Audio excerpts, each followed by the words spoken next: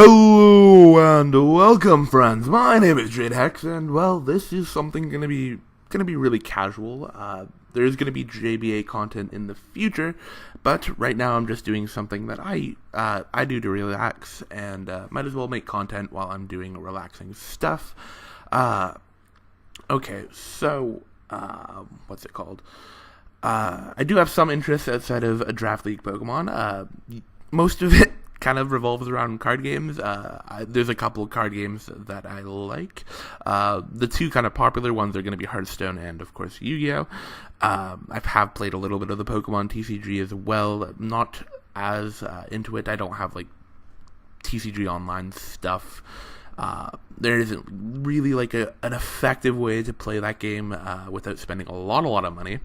But regardless, we do have this, and I have a sizable collection. I mainly play this for the single player, to be honest, just because I really like playing the Game Boy GBA games in their limited formats and kind of playing against AI and cool decks and whatever have you. I do have all the characters unlocked so far. They're all about level 30. But today, I am going to do something different. I am going to instead, I'm not going to show you that deck. I'm going to show you the budget-ish version of my Bakura farm deck. Ooh, that skill is not set yet. I'm going to be using Rex. There is a version of this deck that is what I personally use to farm Bakura, but this is what I'm personally using. Let me set it. I'm just going to be using today. There's a personal version that I use that is basically the same thing, but instead of all these dinosaurs, I use three Hunter with 7 weapons and 3 Whiptail Crow. It's better for me because it's more consistent against exchange. I am going to be farming the level 30 Bakura because that is the most efficient farm and the most consistent farm for the most part because of enemy controller and Sphere Kuriboh that are present in the level 40 decks, and that farm is frankly the cards aren't good enough to justify that hard of a farm. Yeah, kind of awkward there. But you can see the deck there. I'm posting it it's right on the screen there. I'll show you how it plays. Basically, you beat down his monsters until you can get a Blue Eyes out. There's a lot of duplicates and redundancies in this particular case. But yeah, you beat down your monsters until you get 1 Blue Eyes out. You keep that monster up until the end game, where you kill them with a super buffed Piranha army and deal a lot of damage. Survive the first few turns, hopefully with a beater and the combination of Disappear and Gravedigger Ghoul. So yeah, and there's also a couple of stall cards to protect your monsters and get your Blue Eyes out, like protect mons like your Summoner Monk or Summoner of Illusion and stuff like that. I do also have a Blue Eyes Ultimate Dragon with that. This combo is not the end-all be-all combo to end. You don't need all of these ultra rares. You probably will need 2 Blue Eyes in any farm. You could use a Kuchulain Awakened farm strategy instead. You probably need 2 Riryokus too if you are going to be using the Piranha strategy. But aside from all that, it's take and pick. But I'll show you how this deck runs. It's pretty straightforward. I've already got like 5.2-ish million points, so I'm kind of done with Bakura. I'm just using him for extra experience. I have leveled all my characters to level 30. I do have Mai at level 35 because I wanted Harpy Lady 1. Nowhere near to building that deck yet, but Rex is a pretty treat. I also wanted the Rex leveled up because I do want Spiritual Art Earth, I think. But regardless, this is going to be our farm for Bakura. Level 30, as I said before. Oh, I really wanted to. Okay. I can still show you the rewards. This is what I got in my recent haul. I have about 5 million-ish points. Of course, there are a couple slants to this because a couple of these rewards are level up rewards. Honestly, I think the best card out of all of these is freaking Man-Eating Treasure Chest because it's a normal fiend that you can use with Whiptail Crow to get a to get a 663 double normal fiend order to charge thing. If there is ever some fiend support specifically, it gives you more normal monsters to run with, like Ryukushin powered and Whiptail Crow to get kind of a fiend engine. If you ever wanted a fiend a normal engine, provided order to charge doesn't get nerfed, you can get basically a 663 or 332 or 33 something. Man-Eating Treasure Chest does help with that because 16 is a decent beater for whatever fiend engine happens to come out in the future. The rest of the cards are kind of garbage. I got, out of just farming all level 30s, I got I think 3 Puppet Masters. I dusted 1, 3 Peking Goblins, 1 the Spirit thing. It's not even anything. It's like a bad Magic Arm Shield. But actually, it's not really a bad. It's kind of like Magic Arm Shield. It might be a better Magic Arm Shield. I'm not too sure. No, I think it's a better Magic Arm Shield, to be honest. Yeah. But Magic Arm Shield isn't really good either. I got 2 Gross Ghosts, which is kind of good because it's a 2K defense monster in the Yami deck, and one. No, I want 1 white magical hat. From Bakura, because I don't know, that card is swag. Like, look at him, he's just like a dude in a top hat. That's cool. It's a garbage card, but I like him. He's cute, he's cool, and he can do some discarding stuff. So if there's ever some like random double attack nonsense, he'll be fun to have. But both of those white magical hats are from Bakura Level Up and the actual event. If I do get another white magical hat and Gross Ghost, that would be my dream. But for the time being, let's get into this farm, shall we? Enough preamble. It's 7 minutes in. Fantastic. But let's get into this farm. I don't necessarily use this particular version of my farm deck, but it's roughly what I use. So I'll hopefully be able to walk you through a casual run. I don't even think Rex is the best. I think obviously Bandit Keith is usually the best for consistently farming because he does have Switcheroo, which is kind of like a really broken skill that lets you just hot swap one of your cards for cantrip.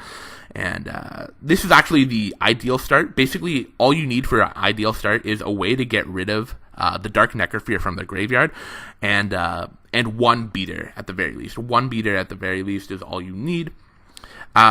Beaters are I think the minimum you need for a beat stick is 1600, but it can literally be anything from 16 to 1750 or whatever have you. There's a little bit of an issue if you can't break through the Gross Ghost. That is face down because you can sack it for Earl of Demise, and if you don't have enough stall, that can be an issue. But as far as this goes, this is kind of an ideal start. We're going to get some beat sticks. We're going to start off with the Jurassic World. He just bounced to our hand for no reason other than just to annoy us. We got the Jurassic World down. We're going to get, I don't really care about the actual value of Gravedigger Wool. We're just going to set that up just for the sole purpose of getting rid of that Necrofear, which means we don't lose at turn 10. But we also have a Summoner Monk. I don't know the exact order for exchange with this, but his priority for when he plays exchange is he's always going to take Blue Eyes first if it's in your hand. Then he'll probably take one of your beaters. Then he'll take your Summoner Monk. Then he'll take your Prana Army. In my version, I do run 5 beaters and 2 Prana Army instead of all 6 dinos. You can do either, because there might be a scenario where he takes Prana Army for whatever reason. You don't have any other monsters in your hand. You normally will have 2 of something. You'll have something else that's more valuable than Prana Army. So you rarely will take it, but it's always kind of a backstreet thing. But obviously, we have a beat stick and a beat stick and the Necrofear out of the graveyard. So that's all you really need for this farm. We do have the Blue Eyes Ultimate Dragon in our extra deck to be summoned by Summoner Monk. You don't even need Summoner Monk. You just need some way to get basically all the cards I committed to Summoner Monk was like Summoner Monk is basically Summoner Monk, and the defense cards is what I contributed for my 5k combo in addition to the equip in Sword of Deep Seated. But you don't. Basically, you want to commit 5-ish cards to your OTK combo, whether that's a Kuchulain or something else. All you really want to do is get your Prana Army to at least 5k attack, because you want to double that damage. You could have Secret Paths to the Treasures, but considering I'm using Blue Eyes Ultimate, and none of his Pokemon can beat through a half attack Blue Eyes Ultimate, like you can blast through any face-down monster with Blue Eyes Ultimate, even after the Ryukyu. So, I don't need Secret Pass to the Treasure. Obviously, that's another good combo to make work with the Piranha Army. The Gravedigger Duels are a dead draw from this point forward. You never want more than 2 beat sticks out because you don't want your field full if you are going to be going the Summoner of Illusions route.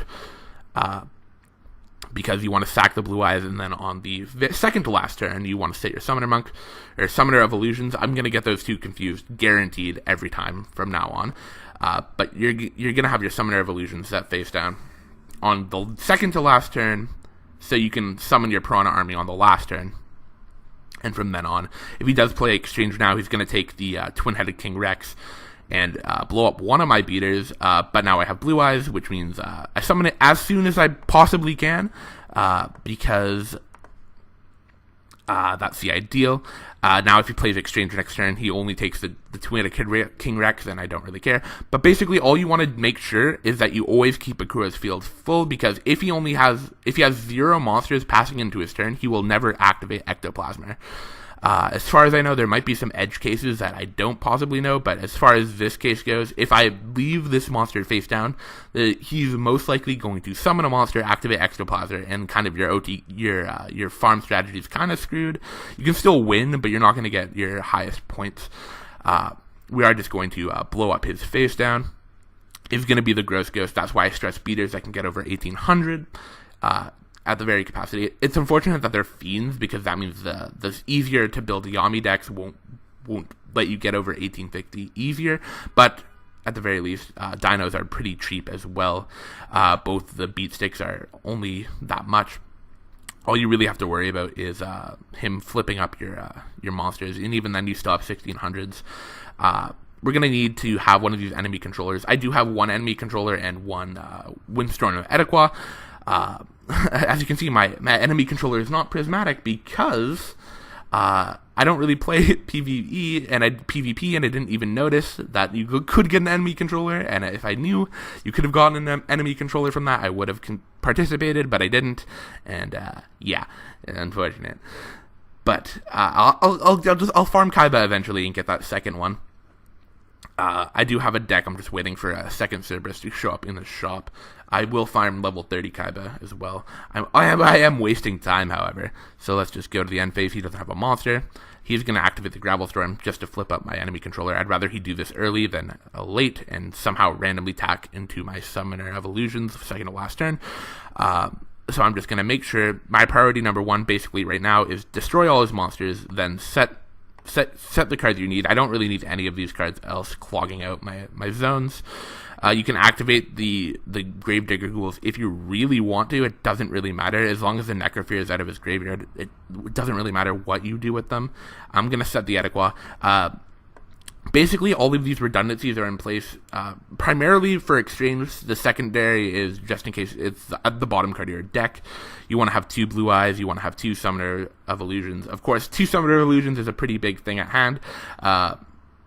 You might want to have something like double Cuchulainn or something like that, but you don't. It all depends on the priority of what cards he takes with Exchange. If he does end up taking Cuchulainn, like that's an issue. You might want to double that up. You don't even have to do any of that, because you could be fine with 5,000 and get like a 6,000 assessment. But this will get me 7,000 relatively consistency as long as I don't misclick. Basically, all I want to do is keep clearing his monsters. Fairly straightforward from this point. I'm going to get a Ryoku. I'm finally at 7 cards. I'm just going to make sure I keep a beater in my hand. Going to discard anything that's not the beater. Keep my Blue Eyes up. Keep destroying his monsters. I don't want to summon any more beaters because I need those 2 spots for Summoner of Illusions and my Piranha Army. Oh my gosh. All the drags. I just want to make sure I have at least 1 beater in my hand when he do have the Exchange up. And keep clearing his monsters. Pretty straightforward from here. Sometimes you can, unfortunately, start with no of Gravedigger Ghouls, or even worse, no beaters. that's where skills like Restart or whatever have you come in play. When you do have like a hunter with 7 weapons build is the build I like to run. I think the most consistent I've run, because I got my Mai to from level 30 to 35 with this build, using a farmed Restart. I still don't have Hunter Ground, but I used a farmed Restart instead to get that damage, to get that little bit of extra consistency. Now that I have a bunch of beaters in my hand, I can freely discard them. He is going to activate the exchange now, so now I don't even have to worry about it. He's just going to take a beater. In his hand, he has 3 ectoplasmers that he'll never activate because he never gets to his turn with that thing in his hand. I'm just going to take the Earlitomize for shits and giggles because it really doesn't matter what I take from him. Sometimes it's nice to take, if he does activate exchange early and steals one of your beaters or something, in the Rex deck, it's really hard to overcome unless you have like 3 beaters in your hand. But in the deck I personally run with Hunter of 7 weapons, I usually try to take one of his fiends, his level 4 fiends, like Infinity Dark or Malistol Demise. But of course, that's a little more expensive. It's obviously a little less consistent if he gets those early exchanges and gets your beaters right away.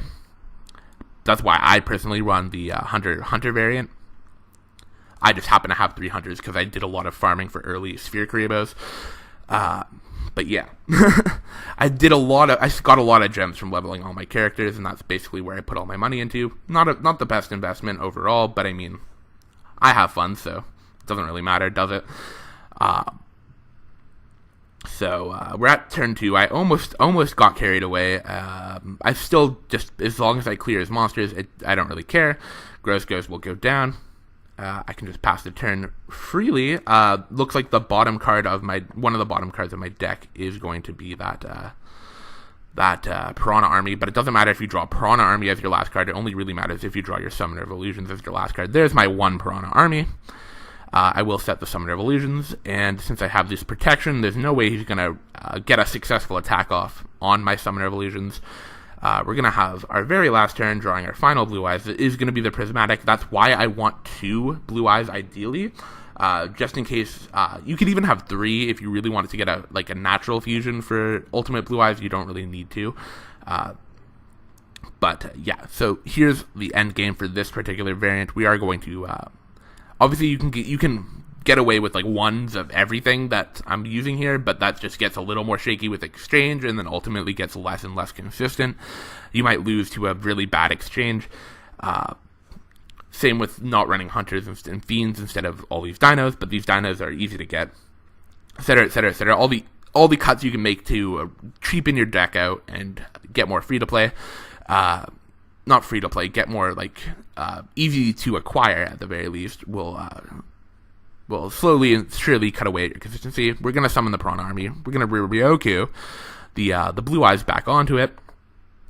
This will give it I don't remember exactly. It gives it 2,300 roughly. Then I can flip my Summoner of Illusions. Get the Blue Eyes. Get my Blue Eyes Ultimate. These are all in Ultimate Rising.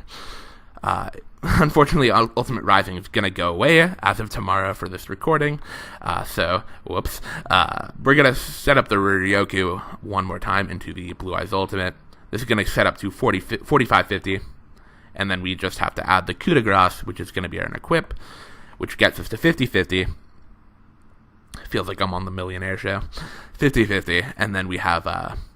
1 final attack. These 2 are never combat traps. This is going to be something this is going to be either Gravel Storm or Ectoplasma or whatever have you, or his what's it called? He also has 1 damage reduction, which only applies to effect damage. Actually, damage reduction might screw with the Gravekeeper's Vassal build. It might, but it might not. I don't remember how that works. But regardless, we have the Piranha 50/50 times 2 when it attacks directly. And that'll give us that over 9k damage. So let's see what we get, shall we? That's relatively what you can expect. It's a little less consistent with Dinos. It's a little less consistent without doubles. It's a little less consistent without Summoner Monk and stuff like that, or Summoner of Illusions. I do this for experience, but Yeah. So we get the 500. We're getting closer to getting more gems. We're going to get a gold that might be the man-eating treasure chest kind of quality cards, and a bunch of gold from the looks of it. That might be a skill. That's just going to be more gold. We got an early demise. So, obviously level 30 doesn't consistently get super rares as well as level 40, but you can consistently farm 7k with this relatively, 6 to 7k with this relatively efficiently. Especially with the prismatic blue eyes that they give out. As you can see, glossy card is the only, aside from that, the no damage is also something that might reduce you to 6k. But 6 to 7k is relatively consistent with this deck. That's going to be it from me, more or less. We're already at 20 minutes. I just kind of wanted to do this for fun. Show you how I've been doing this Bakura event, and just kind of showing you Duel Links is something I enjoy. I might do more stuff in the future on a whim, but I don't expect anything super frequent from this. But that's gonna be it for me. My name is Jadehex, signing out, and I'll see you next time, maybe at Duel Links for more Duel Links shenanigans. Bye.